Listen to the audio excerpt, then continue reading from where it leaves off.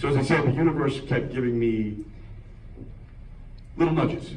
And if and when you do put your film together, you're gonna look to put a press release together. And part of the required documents in a press release is that you have any anecdotes that happened during the filming. Something, a story worth telling of why you were filming it that made it interesting or made your story more interesting than the person next to you was submitting. So the first thing was the girl who, the production designer, her father had also committed suicide, which is one of the reasons that she wanted to be part of the project. And it happened to be that it was the 8th anniversary of her father's death, and that number 8 just kept circling around and circling around. So that was the first thing. The second thing was I had tried all of the different areas and how to raise money, the crowdfunding, and it wasn't successful for me. So I finally ended up selling a portion of the film to 2 different investors and raised the money that way. So never making a movie before, I've had a ton of experience, but never making a movie, I was nervous to take it on somebody's money.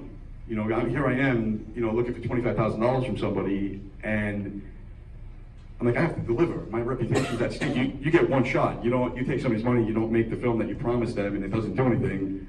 You know, you're not gonna get money the second time around.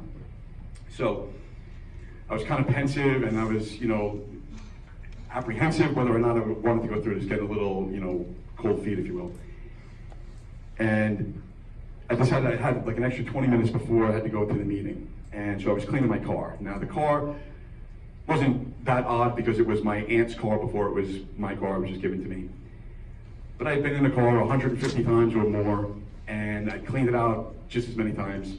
But for this day, for whatever reason, when I opened up the back seat, there was an original 1982 PBA card given to my aunt from my father.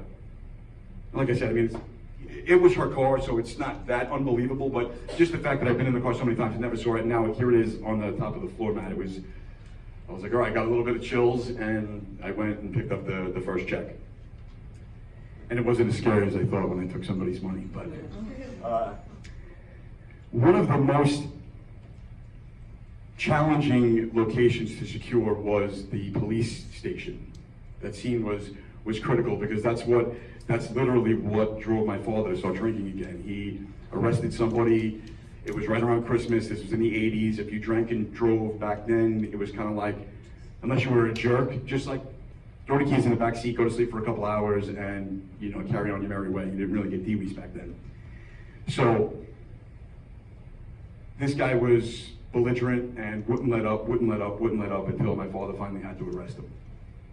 And then what happened was he went after one of my father's superior sergeants in the precinct, and obviously for logistics I couldn't film the whole thing, but as much as I could give you the idea that this guy, he got up, he went to do something he wasn't supposed to do when he was in the precinct, and so my father, being a pretty big guy, pushed him down, and when he did, he hit the chair, hit his head on the wall, and he was probably more embarrassed than he was hurt, but he started right away, I'm going to sue the department, I'm going to sue you.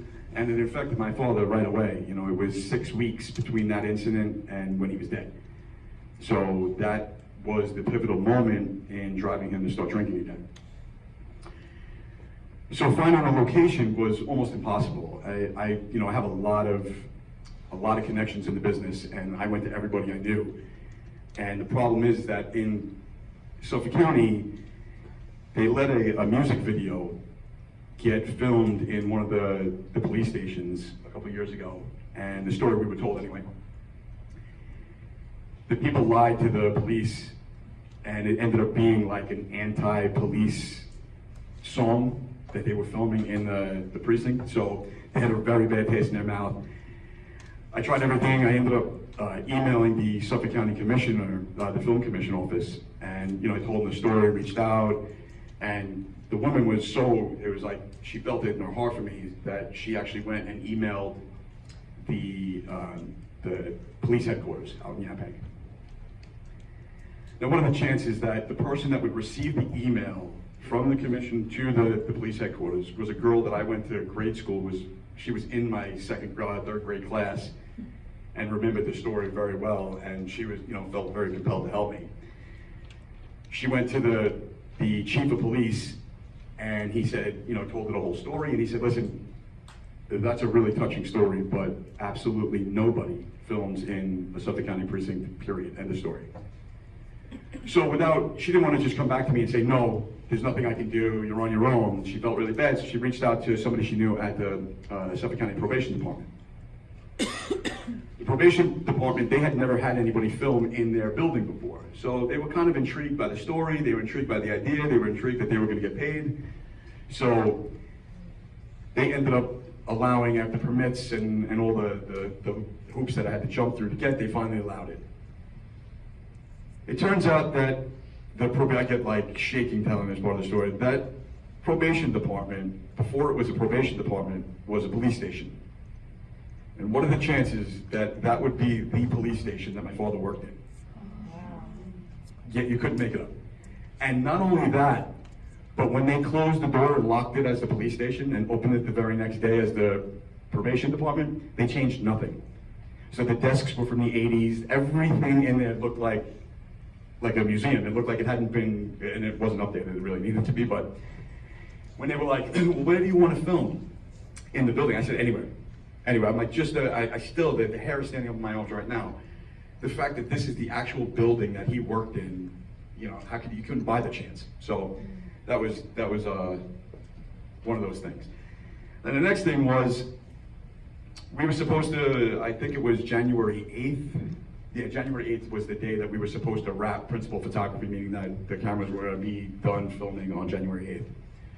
Due to scheduling and conflicts and rescheduling shoots and all of the nonsense, it got pushed to January 29th. Now, what are the chances, I guess 101 in 365, that we finished on the anniversary of his death? And the scene that was filmed that day was the cemetery scene. It was just, again, the universe saying, Steve, go ahead, do this. So, toward the end of the movie, I don't know if you picked up on it, I wasn't there the day it was filmed, so I was on a different location, and I didn't see it until the rough cut was given back to me from the editor. And I'm watching the movie, and there's a scene where the actress who's playing my sister is putting the newspaper in the mailbox, and when they reveal the car, they catch the number on the mailbox. Now, I don't know where you live, but where I live, I have 4 numbers as my address. So it could have been a 1-digit house, a 5-digit house, a 2-digit house. Number 8 was the house. I mean, again, I swear to you, I thought that the editor put visual effects in. I thought he actually did it to be symbolic or something. And he's like, Steve, I didn't even notice it.